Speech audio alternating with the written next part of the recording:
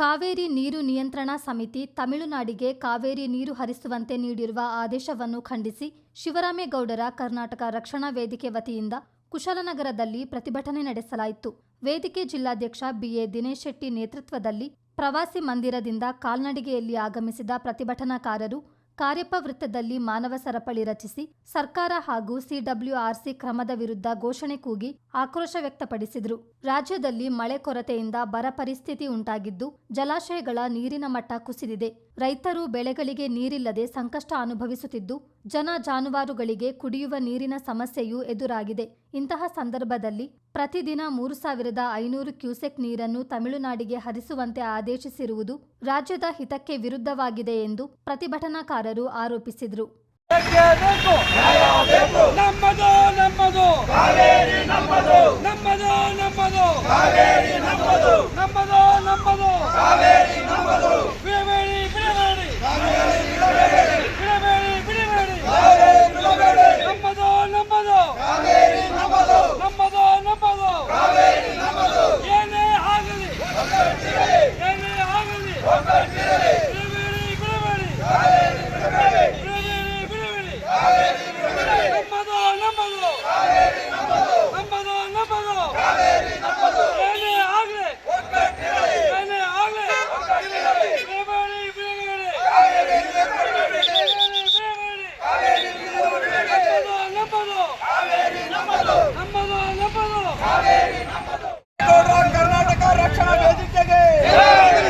ಶಿವರಾಮೇಗೌಡರ ಕರ್ನಾಟಕ ರಕ್ಷಣಾ ವೇದಿಕೆಗೆ ನಮ್ಮ ಹೋರಾಟಕ್ಕೆ ನಮ್ಮದು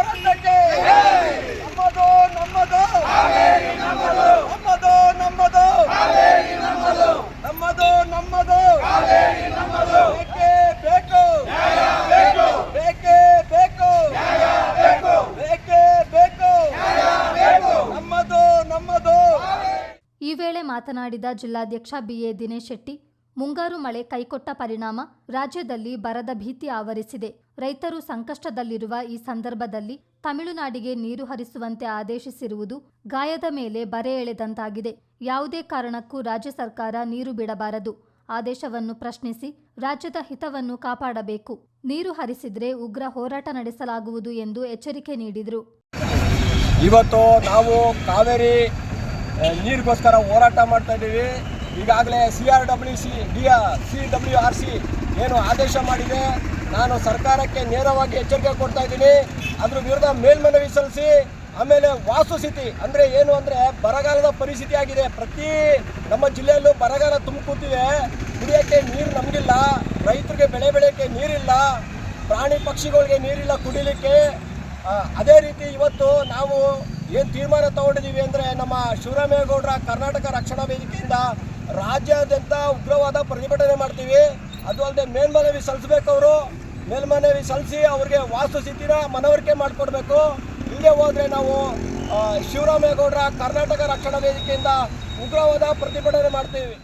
ಜಿಲ್ಲಾ ಸಂಚಾಲಕ ಮಣಿಕಂಠ ಮಾತನಾಡಿ, ರಾಜ್ಯದ ಹಲವು ಭಾಗಗಳಲ್ಲಿ ರೈತರು ಮಳೆ ಕೊರತೆಯಿಂದ ಸಂಕಷ್ಟದಲ್ಲಿದ್ದಾರೆ. ಇಂತಹ ಸಂದರ್ಭದಲ್ಲಿ ರಾಜ್ಯದ ನೀರನ್ನು ಹೊರ ರಾಜ್ಯಕ್ಕೆ ಹರಿಸುವುದು ರೈತರ ಹಿತಾಸಕ್ತಿಗೆ ವಿರುದ್ಧವಾಗಿದೆ. ರಾಜ್ಯ ಸರ್ಕಾರ ಕೂಡಲೇ ಆದೇಶವನ್ನು ಪ್ರಶ್ನಿಸಿ ಮೇಲ್ಮನವಿ ಸಲ್ಲಿಸಿ ರೈತರ ಹಿತವನ್ನು ಕಾಪಾಡಬೇಕೆಂದು ಆಗ್ರಹಿಸಿದರು. ಮೊನ್ನೆ ದಿನ ದೆಹಲಿಯ ಕಾವೇರಿ ಜಲ ನಿಯಂತ್ರಣ ಪ್ರಾಧಿಕಾರದವರು ಒಂದು ಆದೇಶ ಕೊಟ್ಟಿದ್ದಾರೆ. ಮುಂದಿನ 15 ದಿನ ಪ್ರತಿದಿನ 3,500 ಕ್ಯೂಸೆಕ್ಸ್ ಥರ ನೀರು ತಮಿಳುನಾಡಿಗೆ ಹರಿಬಿಡಬೇಕು ಅಂತ ಹೇಳಿ. ಈಗಾಗಲೇ ನಮ್ಮ ಕರ್ನಾಟಕ ರಾಜ್ಯದಲ್ಲಿ ಬರಗಾಲ ಬಂದಿರೋದು ಎಲ್ಲರಿಗೂ ಗೊತ್ತು. ಇದು ಎಂಥ ಕೂಡರಿಗೂ ಅರ್ಥವಾಗುವಂಥ ವಿಚಾರ. ಅಂಥ ಸ್ಥಿತಿಯಲ್ಲಿ ನಮಗೆ ಕುಡಿಯೋಕ್ಕೆ ನೀರಿಲ್ಲ. ನಮ್ಮ ಮುಖ್ಯಮಂತ್ರಿ ಆದೇಶ ಏನು ಮಾಡಿದ್ದಾರೆ ಅಂದರೆ, ಜಲಾಶಯದ ನೀರು ನಂಬಿ ರೈತರು ಬೆಳೆ ಬೆಳಿಬೇಡಿ, ಈ ನೀರನ್ನು ಕುಡಿಯುವ ನೀರಿಗಾಗಿ ಮಾತ್ರ ಕಾದಿರಿಸಬೇಕಾಗುತ್ತೆ ಅಂತ ಆದೇಶ ಮಾಡಿದ್ದಾರೆ. ಅಂಥ ಸ್ಥಿತಿಯಲ್ಲಿ ನಮ್ಮ ರೈತರಿಗೆ ಬಿಡದ ನೀರು ತಮಿಳುನಾಡು ರೈತರಿಗೆ ಬಿಡಲಿಕ್ಕಾಗಿ ಜಲಮಂಡಳಿ ಆದೇಶ ಮಾಡಿದೆ. ಈ ಆದೇಶ ಸಂಪೂರ್ಣ ತಪ್ಪಾಗಿದೆ. ಪ್ರತಿ ಸಲ ಆದೇಶ ಮಾಡುವವರು ಕರ್ನಾಟಕದ ವಿರುದ್ಧ ಮಲತಾಯಿ ಧೋರಣೆ ತೋರ್ತಾ ಇದ್ದಾರೆ ಜಲ ನಿಯಂತ್ರಣ ಪ್ರಾಧಿಕಾರದ ಅಧಿಕಾರಿಗಳು. ಅವರಿಗೆ ನಾವು ಧಿಕ್ಕಾರ ಕೊಡ್ತಾ ಇದ್ದೇವೆ. ಹಾಗೆಯೇ ನಮ್ಮ ಕರ್ನಾಟಕ ಸರ್ಕಾರದವರು ನಮ್ಮ ಕನ್ನಡಿಗರ ಹಿರಿಯ ವಕೀಲರನ್ನು ನೇಮಿಸಿ ಈ ಪ್ರಾಧಿಕಾರದಲ್ಲಿ ಏನು ಕನ್ನಡದ ಪರ ವಾದ ಮಂಡನೆ ಮಾಡಬೇಕು, ಕರ್ನಾಟಕದಲ್ಲಿ ಸುಪ್ರೀಂ ಕೋರ್ಟ್ ವಕೀಲರು ಇಲ್ವೋ, ಎಂತೆಂಥ ದೊಡ್ಡ ದೊಡ್ಡ ವಕೀಲರಿದ್ದಾರೆ, ಅವರನ್ನು ನೇಮಿಸಿ ವಸ್ತುಸ್ಥಿತಿಯನ್ನು ಅಲ್ಲಿ ಪ್ರಾಧಿಕಾರದಲ್ಲಿ ಮಂಡನೆ ಮಾಡಿ ನಮಗೆ ನೀರಿಲ್ಲ ಅಂತೇಳಿ ಅವರಿಗೆ ಮನವರಿಕೆ ಮಾಡಿಕೊಡಲಿ. ನಮಗೆ ನೀರಿಲ್ಲದಾಗ ಇನ್ನೊಬ್ರಿಗೆ ಹೆಂಗೆ ನೀರು ಕೊಡ್ಲಿಕ್ಕಾಗುತ್ತೆ? ನಮ್ಮ ಹೊಟ್ಟೆ ತುಂಬಿಲ್ಲ, ಇನ್ನೊಬ್ರಿಗೆ ಊಟ ಹಾಕಿದ್ರೆ ಹೇಗೆ ಹಾಕ್ಲಿಕ್ಕಾಗುತ್ತೆ ನಾವು? ಅದರಿಂದ ಈ ನ್ಯಾಯಮಂಡಳಿಯ ಆದೇಶವನ್ನು ನಾವು ಧಿಕ್ಕರಿಸ್ತಾ ಇದ್ದೇವೆ. ಸರ್ಕಾರವನ್ನು ಧಿಕ್ಕರಿಸಬೇಕು. ಯಾವುದೇ ಕಾರಣಕ್ಕೂ ಕನ್ನಡಿಗರ ಹಿತ ಬಳಿಕೊಟ್ಟು ತಮಿಳುನಾಡಿಗೆ ನೀರು ಹರಿಸಬಾರದು ಅಂತ ಹೇಳಿ ಈ ಮೂಲಕ ಆಗ್ರಹಪಡಿಸ್ತಾ ಇದ್ದೇವೆ. ಮುಂದಿನ ದಿನಗಳಲ್ಲಿ ಕರ್ನಾಟಕ ರಕ್ಷಣಾ ವೇದಿಕೆಯವರು ಎಲ್ಲ ಕನ್ನಡ ಪರ ಸಂಘಟನೆಗಳ ಒಕ್ಕೂಟದಿಂದ ದೊಡ್ಡ ಮಟ್ಟದ ಹೋರಾಟ ಮಾಡಲಿಕ್ಕೆ ನಾವು ತಯಾರಿದ್ದೇವೆ. ಪ್ರತಿಭಟನೆಯಲ್ಲಿ ಜಿಲ್ಲಾ ಗೌರವಾಧ್ಯಕ್ಷ ನಾಗರಾಜ್ ಕಾವಲ್ಕೊಂಡ, ಜಿಲ್ಲಾ ಪ್ರಧಾನ ಕಾರ್ಯದರ್ಶಿ ವಿ ಕೃಷ್ಣ, ಜಿಲ್ಲಾ ಕಾರ್ಯದರ್ಶಿ ಸರಳ ರಾಮಣ್ಣ, ತಾಲೂಕು ಕಾರ್ಯದರ್ಶಿ ನಿರ್ಮಲ, ಕುಶಲನಗರ ತಾಲೂಕು ಅಧ್ಯಕ್ಷ ಪುಟ್ಟಸ್ವಾಮಿ, ಮಡಿಕೇರಿ ತಾಲೂಕು ಅಧ್ಯಕ್ಷ ಅರುಣ್, ಗೌರವಾಧ್ಯಕ್ಷ ನಾಗರಾಜ್ ಹಾಗೂ ಸಾಹಿದ್, ಕಮಲುದ್ದೀನ್, ರಾಜೇಗೌಡ, ಪುಟ್ಟಮ್ಮ, ಮನೋಜ್, ಅಶೋಕ್, ವಿನ್ಸೆಂಟ್ ಲೋಬೋ, ರಮೇಶ್ ರೈ, ಸುಂದರ್, ನಾಗರಾಜ್, ಪ್ರೇಮ, ಸೌಂದರ್ಯ, ಗಂಗಾ ಪೂರ್ಮೇಶ್, ಪ್ರಶಾಂತ್, ಮಹೇಶ್, ನಿತಿನ್ ಸೇರಿದಂತೆ ಹಲವರು ಭಾಗವಹಿಸಿದ್ದರು. ಚಿತ್ತಾರ ನ್ಯೂಸ್, ಕುಶಲನಗರ.